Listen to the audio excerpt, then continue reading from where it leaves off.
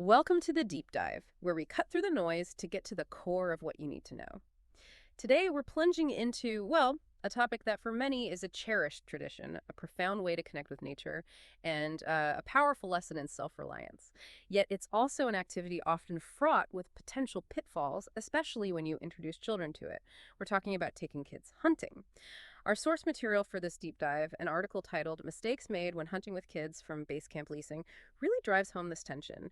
It's fantastic for exercise, self-reliance, and sheer fun, but it can also become incredibly dangerous, difficult, and let's be honest, maybe kind of boring if not approached correctly. So our mission today is to equip you with the insights from this article. We want to move beyond just common sense, reveal the profound shifts in perspective that can make all the difference. We want to help you transform a potentially challenging outing into a genuinely rewarding and safe experience for everyone involved. Yeah, it's pretty remarkable how quickly good intentions can go awry if we don't fundamentally shift our perspective for younger participants. Often we just sort of adapt an adult activity slightly, right? When what's truly needed is a complete reimagining of the experience through a child's eyes. This deep dive will really highlight those critical shifts in mindset needed. It proves that successful hunting with children isn't just about taking kids hunting. It's about hunting with kids on their terms. I love that framing, hunting with kids on their terms. That's really good. It's more than just a nuance. It radically redefines what success means for that outing. And that brings us directly to what the source pinpoints as a foundational error. It sounds simple, but it's profoundly impactful. Forgetting your kids are kids. Hey, this isn't just some cute reminder, is it? It has serious practical implications the moment you step into the field. What does that truly mean for how we approach these outings? Well, it means we, as adults, often subconsciously project our own capabilities and expectations onto them. It's natural, but unhelpful here.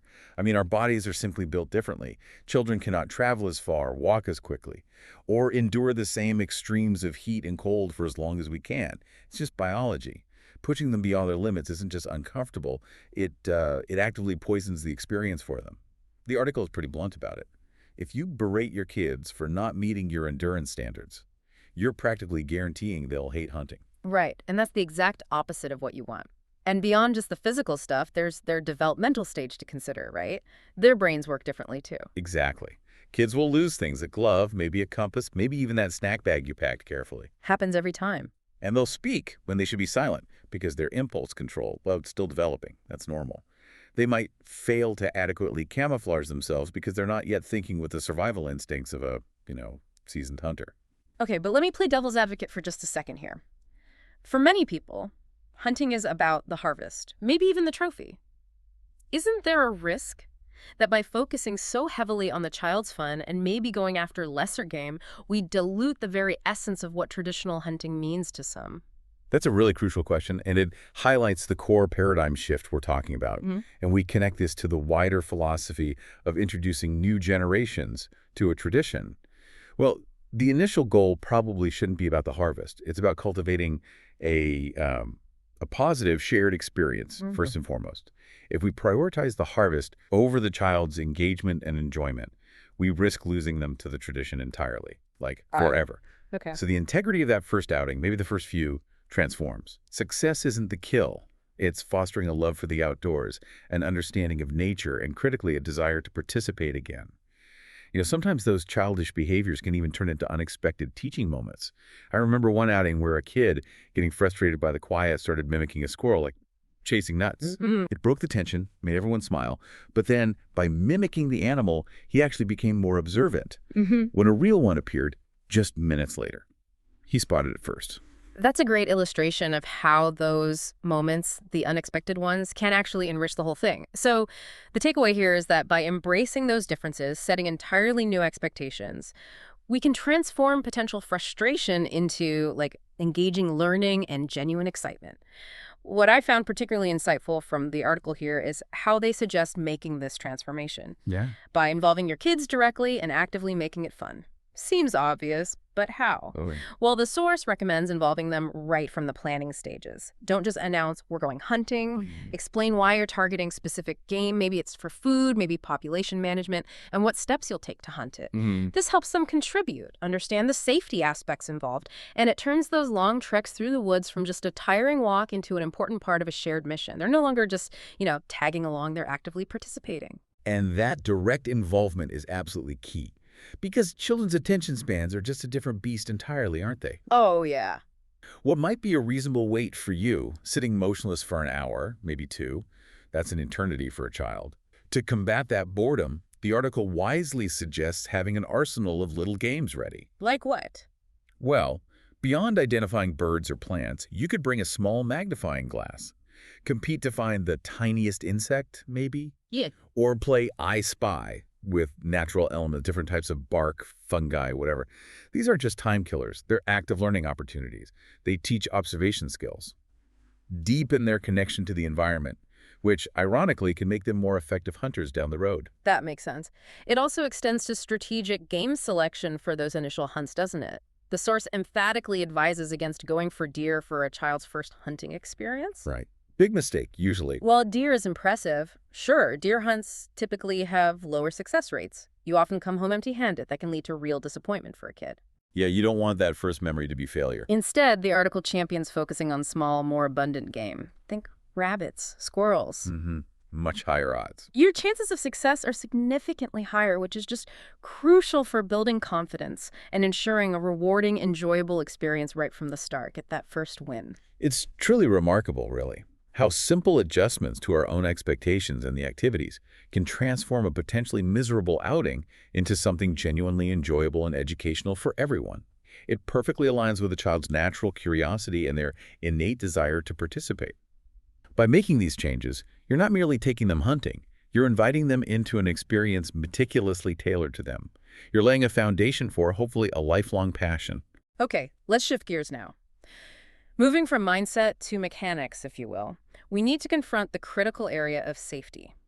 Because while fun and engagement are vital, safety is, of course, absolutely paramount, non-negotiable. The source outlines very specific, sometimes overlooked, safety measures that go far beyond just the obvious be careful with a gun. It's a truly multi-layered approach to protection.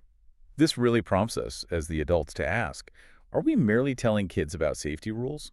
Or are we truly preparing them holistically for the environment? It starts long before you even step foot in the woods.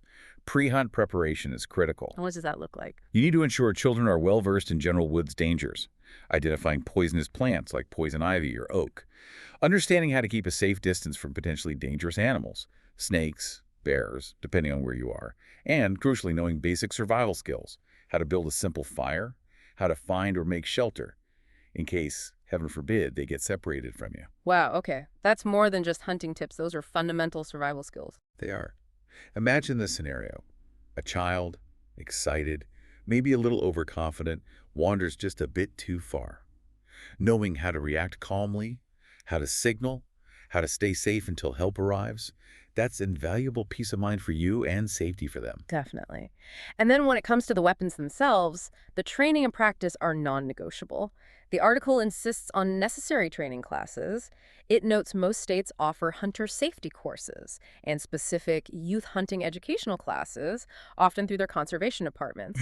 Good resources to check out. Absolutely. But, and this is important, it's not a one-and-done kind of deal. You don't just send them to a class and call it good. Yeah. Crucially, parents and mentors need to dedicate time to safety practice outside of those formal classes. Regularly. Repetition, right? Exactly. This practice helps them build muscle memory for proper firearm handling, safe storage, safe use, those safety precautions. Loading and unloading safely, shooting targets accurately. It's about ingraining safe habits until they become completely second nature, automatic. Okay, and what about the firearm itself? The firearm must fit the child's abilities, physically, for proper aim and control. You simply cannot hand a small child an adult-sized rifle or shotgun and expect them to handle it safely or effectively. It won't work. That seems like common sense, but maybe easily overlooked in excitement. It can be. And beyond the weapon itself, situational awareness is key. They need to know their surroundings constantly.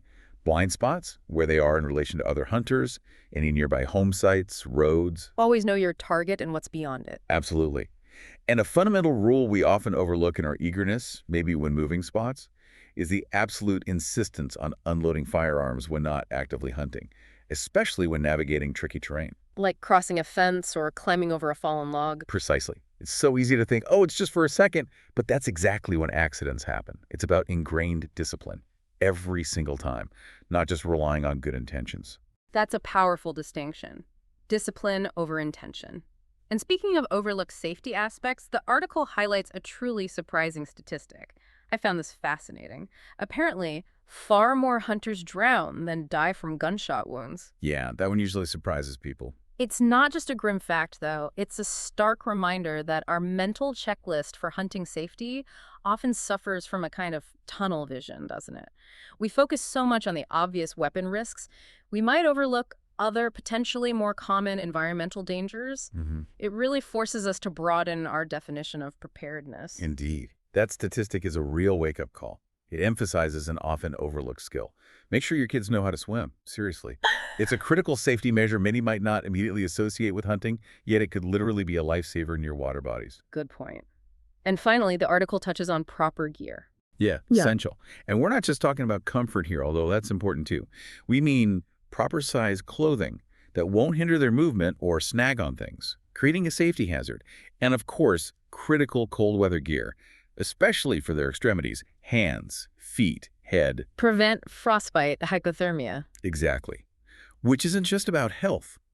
The right gear also boosts their confidence and ensures they can genuinely enjoy the hunt without battling misery or discomfort or risking serious health issues. Happy kids learn better. So it's clear that safety isn't just about the gun handling, is it? It's about their full awareness, their preparedness for the entire environment you're taking them into. It's a comprehensive, layered approach trying to anticipate every potential risk. That's the goal. Okay, let's turn now to something that maybe gets overshadowed sometimes by the more immediate goals of a hunt, the deeper lessons involved. Hunting offers really unique opportunities, doesn't it? To teach profound respect not just for the animal and the environment, but even for your child's own feelings and their emotional journey through the experience. Yeah, this really speaks to the wider philosophy of hunting's educational value, beyond just the harvest. It could serve as a direct, hands-on lesson in ecological awareness, the cycle of life, fostering a deeper respect than you could ever get from just reading about it in a book or watching a documentary. How does the source suggest teaching that respect for the animal specifically? It emphasizes allowing kids, if they're comfortable, to watch game being cleaned and processed. This gives them a very tangible sense of where their meat comes from. It connects the dots. It helps them acknowledge that it was once a living animal and that its life has value. Right, it's not abstract anymore. Exactly. It also teaches them the practical skills of how to properly care for an animal after it's been harvested, and the importance of utilizing all the meat respectfully. That rule, if you kill it, you eat it, isn't just about preventing waste. It reinforces that respect. It ensures the animal's sacrifice is honored. That real-world connection is incredibly powerful, I think. And hand in hand with that is cultivating respect for the environment and understanding conservation, right? Absolutely. The article clearly outlines the vital role hunters play in modern conservation.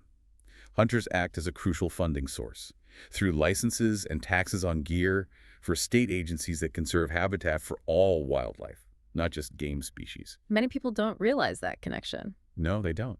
Also, hunters actively help wildlife managers control animal populations, preventing overpopulation that can lead to disease, starvation, and destruction of the habitat itself. It's a balance.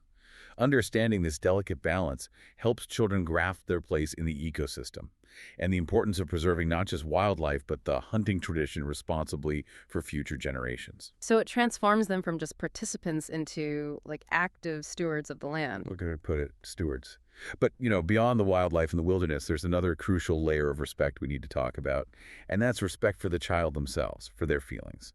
Oh, okay. Tell me more. Well, beyond the immediate context of the hunt, ignoring a child's emotions or dismissing their feelings about the experience, they can sever their connection to the activity forever. Not just hunting, maybe anything you try to share. This raises a really important question. How do we ensure the experience is truly for them and not just a projection of our own desires or expectations onto them. That's a powerful point. It makes complete sense. The most important target you're aiming for isn't the game, is it? It's your child's happiness and their willingness to participate again. Precisely. The article is very clear on this. The main goal should be to make them happy, period. Never pressure them to go hunting. Only take them if they genuinely want to go. It has to be their choice. Their choice, their journey. Otherwise, what's the point? And this extends to their comfort level with the tools of the hunt, too. Don't pressure them to use weapons until they feel completely comfortable and ready. Maybe they just want to observe for a while. That's fine. Let them set the pace. Let them set the pace. And if your kids feel sad about killing an animal, which is a totally normal reaction, or maybe frustrated about not killing anything, you absolutely must respect and validate those emotions. Don't brush them off or tell them to toughen up. Acknowledge it. Talk about it. Yes. And always listen to your children's suggestions and complaints and take them seriously. The source warns pretty strongly that if you ignore your children's feelings, treat them like nuisances. Odds are they'll never want to hunt with you again, and who can blame them? Building that trust and respecting their emotional journey is just paramount. Paramount to them wanting to continue this tradition and, frankly, to the strength of your relationship in any endeavor you share. That really brings home the holistic nature of success for this kind of experience, doesn't it? It's not just about what you harvest or if you harvest anything at all. It's about the profound lessons learned, the bonds formed, the respect cultivated, all while prioritizing their safety and their emotional well-being above absolutely everything else. That sums it up perfectly. So this deep dive has truly showed us that taking kids hunting is, well, it's an incredible opportunity, but it demands immense intentionality from us as the adults. It's about adjusting our expectations, remembering that our kids are kids, and meeting them where they are, not where we wish they were. It's about prioritizing safety down to the smallest detail, ensuring they're prepared for both the environment and the tools involved. And finally, it's about fostering that profound respect for nature, for the animals that provide, and most importantly, maybe, for your child's unique experience and their own developing emotions. And if we zoom out for just a moment, these principles, they have much wider implications, don't they? Beyond just the hunting grounds. By making the conscious effort to adapt any activity to a child's pace and perspective, you're not just creating a potential hunter or a potential musician or whatever it is, you're building a foundation of respect, resilience, patience, and hopefully a lifelong appreciation for the natural world or for that skill. Yeah. These are truly transferable skills and values that will serve them in countless aspects of their lives. So as you reflect on this discussion, here's some things you can consider. Where else in your life might you be unintentionally applying adult expectations to a child's experience? Think about that. And how might intentionally adapting any activity, not just hunting, for a child's pace and perspective? How might that open up entirely new avenues for connection, for learning, and for shared joy?